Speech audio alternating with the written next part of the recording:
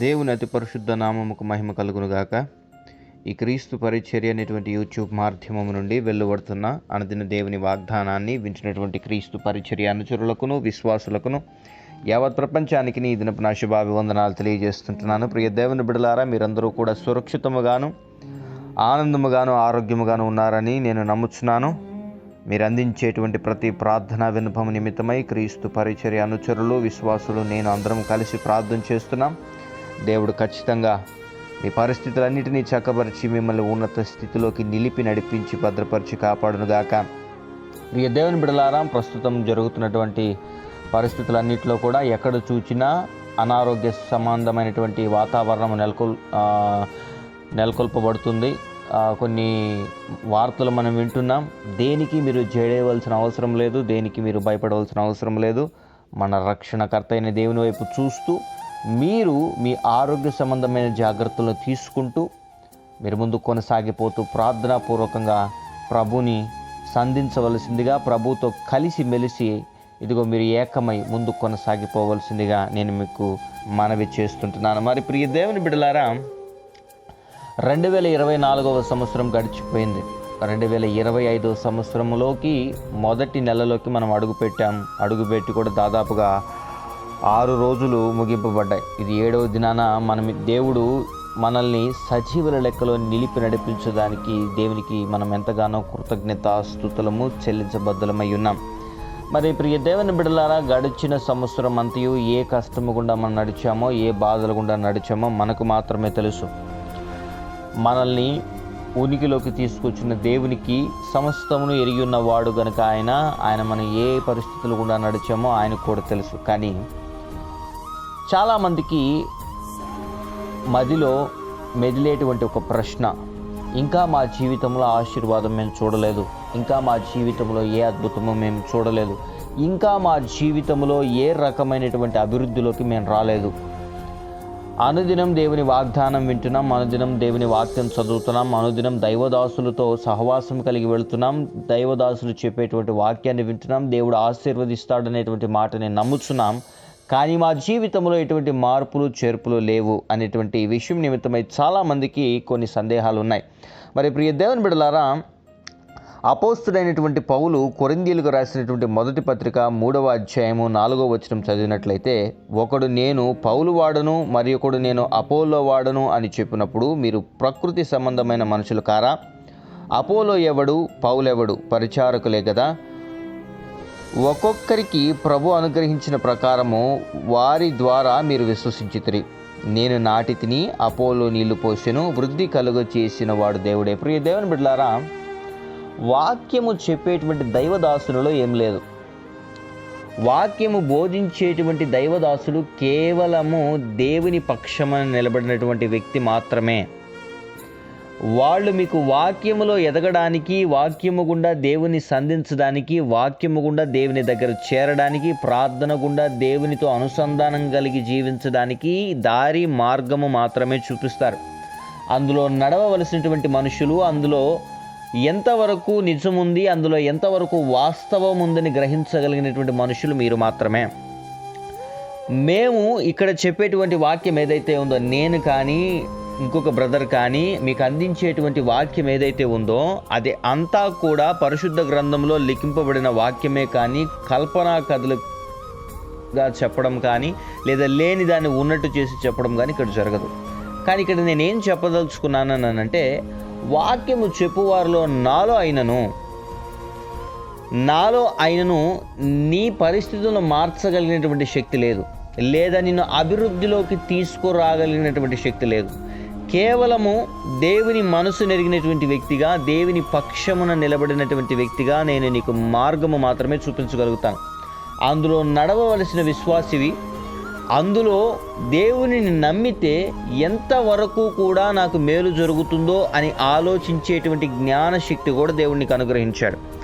కాబట్టి ఇందులో నడవవలసినటువంటి వాడవి నీవు మాత్రమే. ఇందులో నడిచిన ఎడల నీకు అభివృద్ధి కలుగుతుందో లేకపోతే నీకు నష్టము కలుగుతుందో తెలుసుకోగలిగినటువంటి జ్ఞానం కూడా నీకు అనుగ్రహించాడు నీ దేవుడు. కాబట్టి ప్రతిదీ కూడా క్షుణ్ణంగా పరీక్షించి, పరిశోధించి, పరిశీలించి ఆ పనులను చేపట్టండి అని దేవుడు చెప్పాడు. కాబట్టి వాక్యమును వినినప్పుడు, ఆ వాక్యము నీతో మాట్లాడుతుందని నువ్వు గ్రహించినప్పుడు, ఆ వాక్యము నిన్ను సంధించింది అని నువ్వు గుర్తెరిగినప్పుడు, నీలో మార్పులు చేర్పులు చేసుకోవడానికి నువ్వు సిద్ధపడ్డావా? అంటే ఓ వాక్యం గుండా నువ్వు ప్రేమిస్తున్నటువంటి దైవదాసుడు లేదా నువ్వు ఫాలో అవుతున్నటువంటి వ్యక్తి ఎవరైతే ఉన్నారో, దేవునికి సంబంధించినటువంటి వ్యక్తి, దేవుని పక్షమున నిలబడినటువంటి వ్యక్తి నీతో మాట్లాడినప్పుడు, వాక్యం ద్వారా ఒక సంఘములో బోధించినప్పుడు, లేదా ఈ యూట్యూబ్ మాధ్యమాల ద్వారా, సోషల్ మీడియా మాధ్యమాల ద్వారా దేవుడు ఓ దైవదాసును ఉపయోగించుకుని నీతో మాట్లాడినప్పుడు, నీ హృదయం అది కదిలించినప్పుడు, ఆ మాటలు, ఆ వాక్యం నీ హృదయాన్ని పిండినప్పుడు, నీలో ఉన్నటువంటి పాపెచ్చ కోరికల్ని చంపడానికి దేవుడు వాక్యం ద్వారా నిన్ను సరిచేసినప్పుడు నీవు లోబడ్డావా? నీవు లోబడిన ఎడలైతే వాక్యము చెప్పిన వానిలో, ఇదిగో ఆ వాక్యం అనే విత్తనము నీలో నాటబడినప్పుడు, నీవు ప్రార్థన అనేటువంటి నీరును దానికి పోసినప్పుడు అభివృద్ధిలోకి తీసుకుని వచ్చేది దేవుడు మాత్రమే. ఇక్కడ వాక్యం చెప్పిన వానిలో ఏం లేదు, వాక్యము చెప్పడానికి నిలబడినటువంటి వ్యక్తిని కూడా వాడుకున్నది దేవుడే. ప్రార్థన చేసేటట్లుగా నిన్ను సంధించింది కూడా దేవుడే. ప్రతిదీ కూడా దేవుడు మాత్రమే చేయగలుగుతాడు అనేటువంటి విషయం నువ్వు గ్రహించడానికి మాత్రమే నేను ఈ మాటలు చెప్తున్నాను నీకు. నీ జీవితంలో మార్పులు చేర్పులు ఇంకా కనబడలేదు అని అంటే, విన్న వాక్యానికి ప్రార్థన అనేటువంటి నీరును నువ్వు పోసావా? విన్న వాక్యానికి విశ్వాసము అనేటువంటి నీరుని నువ్వు జోడించావా? ప్రియ దేవుని బిడ్డలారా, జీవితంలో అభివృద్ధి కోసం ప్రయాసపడడం తప్పు కాదు, కానీ అభివృద్ధిని అనుగ్రహించే దేవుణ్ణి విడిచిపెట్టి ప్రయాసపడడం తప్పు. అభివృద్ధిని అనుగ్రహించే దేవుణ్ణి విడిచిపెట్టి మనుషుల్ని హీరోలు చేయడం తప్పు. నేను చెప్పేది ఏంటి అనంటే, మీ విశ్వాసం ఎంతవరకు ఉండాలి అని అంటే, ఈ లోకంలో దైవదాసుడుగా ఒక వ్యక్తి మీకు వాక్యం చెప్పినప్పుడు, అది నేనైనా సరే, మీకు వాక్యం చెప్పినప్పుడు అందులో మీరు గ్రహించవలసిన సారాంశాన్ని గ్రహించి అర్థం చేసుకుని తుదకు మీ గురి అంతా దేవుని మీద నిలపాలి. తుదకు మీ గురి అంతా దేవుని మీద ఉండాలి. మీరు ఆనుకోవలసినటువంటి వ్యక్తులంతా పాస్టర్లు కాదు, పాస్టరమ్మలు కాదు. మీరు ఆనుకోవలసినటువంటి వ్యక్తి దేవుడు. మీరు ఆనుకోవలసింది దేవుని మీద. మీరు నమ్మిక ఉంచవలసింది దేవుని మీద. మీరు విశ్వాసం ఉంచవలసింది దేవుని మీద. నీ కోసము యాజకుడుగా లేదా దేవుని పక్షమున నిలబడినటువంటి వ్యక్తిగా మేము ప్రార్థన చేయగలుగుతాం, చేతులెత్తి దేవుణ్ణి అర్థించగలుగుతాం, నీ కోసం ఉపవాసం ఉండి ప్రార్థించగలుగుతాము. కానీ నీ పరిస్థితిని మార్చేటువంటి శక్తి మాకు లేదు. నిన్ను అభివృద్ధిలోకి తీసుకుని రాగలిగినటువంటి శక్తి మాకు లేదు. ఇదిగో నిన్ను పరలోక రాజ్యము చేర్చేటువంటి శక్తి మాకు లేదు. ఏది చేసినను నీ జీవితంలో చెయ్యాలి అని అంటే దేవుడు మాత్రమే చెయ్యాలి. ఇక్కడ నేనేం చెప్పదలుచుకున్నాను అని అంటే, అల్టిమేట్గా మీరు ఏ వాక్యం వినను, ఏ సంఘానికి వెళ్ళను కూడా మీరు అభివృద్ధిలోకి రావాలంటే దానికి దేవుని మీద ఆధారపడేటువంటి మనుషులుగా మీరు మారాలి. అది దేవుడు మాత్రమే చెయ్యాలి అనేటువంటి విషయాన్ని మీరు గ్రహించాలి. ఇక్కడ ఇదిగో 14 పత్రికలు రాసినటువంటి పౌలు ఏం చెప్తున్నాడో వినండి. అపోలో ఎవడు, పౌలు ఎవడు? వీళ్ళందరూ దేవుని పక్షపున మనుషులు, దేవుని పక్షమున నిలబడినటువంటి మనుషులే. దేవుని ఆత్మ చేత నింపబడి దేవుడు ఉపయోగించుకుంటే వాడబడినటువంటి మనుషులు. కానీ నేను నాటాను, అపోలో నీళ్లు పోశాడు, అభివృద్ధి కలుగజేసిన వాడు దేవుడే. మాలో ఏం లేదు, నిలబడినటువంటి మాలో ఏం లేదు. మేము నిమిత్త మాత్రులం. మమ్మల్ని వాడుకున్నటువంటి దేవుడు గొప్పవాడు.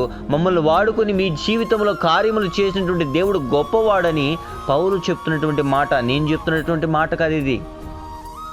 అందుకే ప్రియ దేవుని బిడ్డలారా, మీ ప్రార్థన సహవాసం ఎల్లప్పుడూ కూడా ఎలా ఉండాలి అని అంటే, విశ్వాసంతో ప్రార్థన చేసేవాళ్ళు కొంతమంది ఉంటారు. ఇదిగో చూడని దానికోసం నిరీక్షిస్తున్న వారు చాలామంది ఉంటారు. వారి జీవితంలో దేవుడు ఖచ్చితంగా కార్యం చేస్తాడు, దేవుడు అభివృద్ధిలోకి వాళ్ళు తీసుకొస్తాడనే నమ్మకం కలిగిన వాళ్ళు ప్రతి ఒక్కరూ ఉంటారు.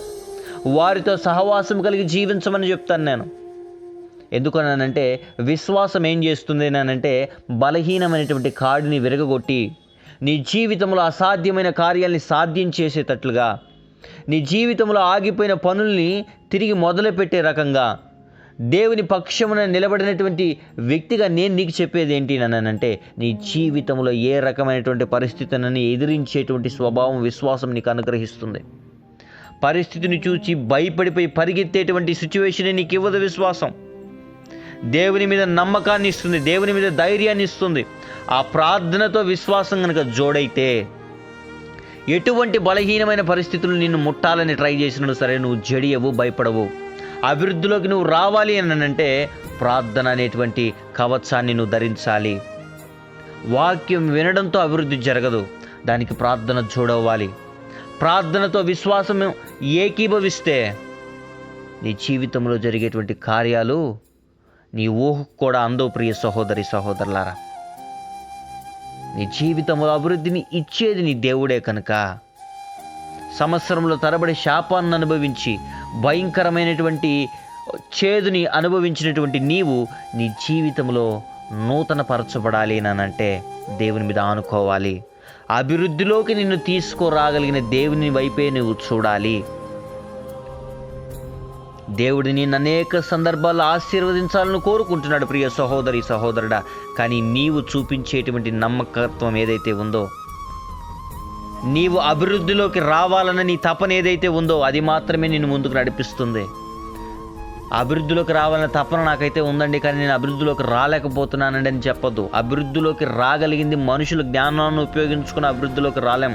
ఒకవేళ వచ్చినది తాత్కాలికం మాత్రమే. నిన్ను అభివృద్ధిలోకి తీసుకుని రావాల్సినటువంటి దేవుడు ఉన్నాడు.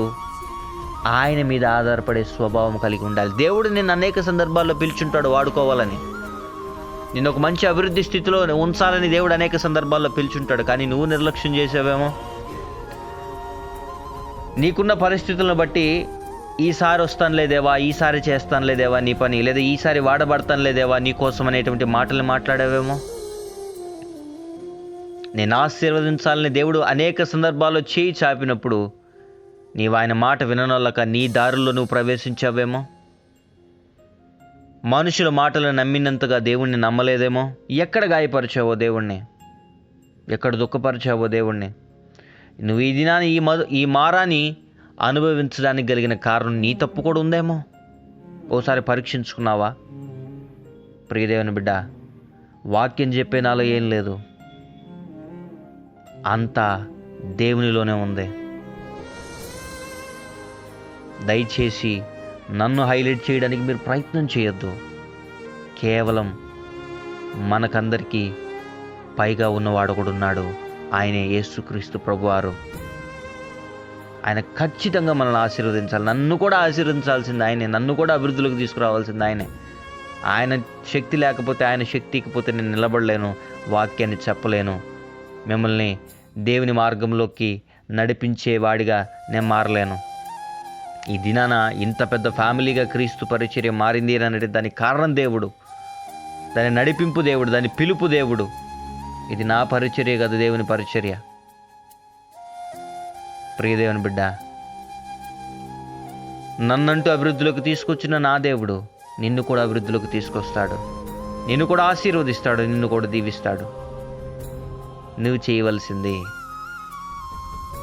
అభివృద్ధిలోకి తీసుకుని వచ్చే దేవుని వైపే చూస్తూ ముందు కొనసాగిపోతూ ఈ లోకంలో జ్యోతుల వలె వెలుగుతూ ప్రకాశించి అనేక జీవితాల్లో వెలుగు నింపే క్రైస్తవ విశ్వాసిగా దేవుడు నిన్ను మార్చి వాడుకునుగాక.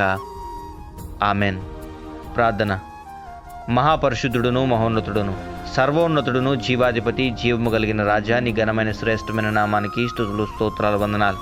ఈ క్రీస్తు పరిచర్య అనేటువంటి యూట్యూబ్ మాధ్యమం నుండి వెలువడుతున్న అనుదిన దేవుని వాగ్దానాన్ని ఎంతమంది బిడ్డలైతే వింటున్నారో ఈ దినాన నీ సహాయాన్ని అనుగ్రహించమని ప్రార్థన చేస్తున్నాం. సంవత్సరముల తరబడి జీవితంలో అభివృద్ధి లేక మారాన్ని అనుభవిస్తున్న ప్రతి బిడ్డల జీవితాల్లో వెలుగును నింపబోతున్నావని, అయా నీ వైపు చూచి ఎడల బిడ్డలకి ప్రవలన నీతి సూర్యుని కాంతి వారి జీవితాల్లో ఉదయించి ఇంకెన్నడూ కూడా వారు దుఃఖింపరని ప్రవణ వాక్యం ద్వారా నీ బిడ్డలతో మాట్లాడిన రీతిని బట్టి నీకు వందనాలు. వాక్యములో ప్రవణైనా ఉన్నటువంటి సారాంశాలను గ్రహించి అందుకు ప్రార్థన జోడించి అందుకు విశ్వాసము జోడించి నిలబడిన ఎడల జీవితంలో అద్భుత కార్యాలు వారు చూడగలుగుతారని స్పష్టంగా బిడ్డలతో మాట్లాడిన రీతిని బట్టి నీకు వందనాలు చెల్లిస్తున్నాం. ఎంతమంది బిడ్డలైతే ఇది నన్ను ఉద్యోగ ప్రయత్నాల్లో ముఖ్యంగా ఉన్నారో బిడ్డలందరికీ ప్రభువైనా ఇంటర్వ్యూస్ అటెండ్ అవుతున్న బిడ్డలందరికీ ఘన విజయాన్ని కలుగు చేయమని ప్రార్థన చేస్తున్నాం. ఉద్యోగాలు రానికుండా ఆ బిడ్డల్ని వేదన పరుస్తున్న ప్రతి పరిస్థితులను యేసు నామములో అణగద్రొక్కుతున్నాం. బిడ్డలకి ప్రభు సహాయాన్ని అనుగ్రహించమని ప్రార్థన చేస్తున్నాం. ఆయా ఉద్యోగం కోసం ఎదురు చూస్తున్న ప్రతి బిడ్డకి ఈ నెలలోనే ఉద్యోగం వచ్చునుగాక. మరి అదే రకంగా ప్రభు ఎంతమంది బిడ్డలైతే ప్రభు పరీక్షలు రాసి పరీక్షల కోసం సిద్ధపడి పరీక్షలు రాసి ప్రతిఫలాల కోసం ఎదురు చూస్తున్నారో నీ సహాయాన్ని అనుగ్రహించండి. అది దేని నిమిత్తమైనను ప్రభా, చదువు నిమిత్తమైన, ఉద్యోగ నిమిత్తమైనను నీ సహాయాన్ని అనుగ్రహించి నడిపించి కాపాడండి. ఉద్యోగంలో ట్రాన్స్ఫర్స్ కోసం ఎదురు చూస్తున్న బిడ్డలు ఎంతమంది అయితే ఉన్నారో వారు కోరుకున్న రేవుకు బిడ్డలను నడిపించమని ప్రార్థన చేస్తున్నాం. చదువు నిమిత్తమై, ఉద్యోగ నిమిత్తమై విదేశాలకు వెళ్ళాలని ఆశపడుతున్న ప్రతి బిడ్డలకి నీ సహాయాన్ని అనుగ్రహించి నడిపించి కాపాడండి. ఆల్రెడీ ప్రభాని విదేశాల్లో ఉండి ఈ అనుదిన దేవుని వాగ్దానాన్ని వింటున్న ప్రతి బిడ్డలను ఆశీర్వదించి బిడ్డలకి సంరక్షణ అనుగ్రహించి నడిపించి కాపాడండి. మా ప్రియ బిడ్డలందరినీ జ్ఞాపకం చేసుకోండి. ఎటువంటి వారికి ఎటువంటి అనారోగ్య పరిస్థితులు రాకుండాను, ఏ వైరస్లు సోకకుండాను బిడ్డలందరి కుటుంబం చుట్టూన ప్రభానైనా నీ రక్త ప్రోక్షణను ఉంచమని ప్రార్థన చేస్తున్నాం. ఈ దినాన వివాహ దినాలు, జన్మదినాలు, బ్యాప్టిజం డేస్ జరుపుకుంటున్న ప్రతి బిడ్డల తలల మీదకి ఆశీర్వాదాలను దీవెనలు కుమ్మరించమని ప్రార్థన చేస్తున్నాం. ఈ దినాన్ని ఎంతమంది బిడ్డలైతే ప్రయాణ మార్గంలో బయలుదేరి వెళ్తున్నారో ఆయా పనుల నిమిత్తమై సురక్షితమైన ప్రయాణ మార్గాలను బిడ్డలకు అనుగ్రహించమని ప్రార్థన చేస్తున్నాం. వివాహ సంబంధాలు చూస్తున్న బిడ్డలకి సాటి అయినటువంటి సంబంధాలు వచ్చి ఘనముగా వివాహాలు జరుగునుగాక. మరి ఎంతమంది బిడ్డలైతే అప్పులు బాధలతో, భయంకరమైనటువంటి అనారోగ్య పరిస్థితులతో విడిపోయిన స్థితిలో ఉన్నటువంటి భార్యాభర్తలను, అన్నదమ్ములను, తల్లిదండ్రులు, బిడ్డల కుటుంబాలన్నింటినీ నీ చేతులకు అప్పచెప్తున్నాం. ఉన్న సమస్యలన్నింటి నుండి బిడ్డలకి విడుదలను అనుగ్రహించి కుటుంబాలను కట్టమని ప్రార్థన చేస్తున్నాం. అనారోగ్య పరిస్థితుల్ని, ఆరోగ్యాన్ని, బలాన్ని, ఆయుష్ని అనుగ్రహించి శక్తినించి ప్రవరణ అనారోగ్య పరిస్థితి శరీరాన్ని విడిచిపోవునట్లుగా ఆయా నీవు ప్రవణన నీ ఆరోగ్యాన్ని బిడ్డలకు అనుగ్రహించమని ప్రార్థన చేస్తున్నాం. మరి ఎంతమంది బిడ్డలైతే ప్రభానైనా అన్యాయమైనటువంటి తీర్పు చేత శిక్షణ అనుభవిస్తున్నారు, బిడ్డల జీవితాల్లో న్యాయమైన తీర్పును అనుగ్రహించి విడుదలను అనుగ్రహించమని ప్రార్థన చేస్తున్నాం. ప్రతి విశ్వాసి కుటుంబం మధ్యలో ప్రభానైనా కలుగుతున్నటువంటి భేదాభిప్రాయాలను, చిచ్చులను, గొడవలను యేసునామములో లయము చేయమని ప్రార్థన చేస్తున్నాం. ప్రభు ప్రతి బిడ్డల ప్రార్థనలో ఎదిగేటువంటి బిడ్డలుగా మారుదురుగాక. ప్రతి ఒక్కరు వాక్యంలో ఎదిగేటువంటి బిడ్డలుగా మారుదురుగాక. ప్రతి ఒక్క బిడ్డ కూడా నీ మీద ఆధారపడి అయానైనా బ్రతికేటువంటి బిడ్డలుగా మారుదురుగాక. ఈ దిన దీవెలతో ప్రతి బిడ్డల్ని నింపి నడిపించి కాపాడండి. ఏ రకమైనటువంటి పరిస్థితుల్లో కూడా బిడ్డలు చిక్కుకోకుండా ప్రతి బిడ్డలు ఉన్నతమైన స్థితిలో ఉండగానే సహాయాన్ని అనుగ్రహించి నడిపించి కాపాడమని స్తుతి, ఘనత, మహిమా ప్రభావాలు నీకే ఆరోపిస్తూ ఈ యేసయ్య అతి పరిశుద్ధమైనటువంటి నామమున ఈ ప్రార్థన విన్నపములు అడిగి పొందుకొని ఉన్నాం మా ప్రియ పరలోకపు తండ్రి. Amen, amen, amen. Praise the Lord. May God bless you all.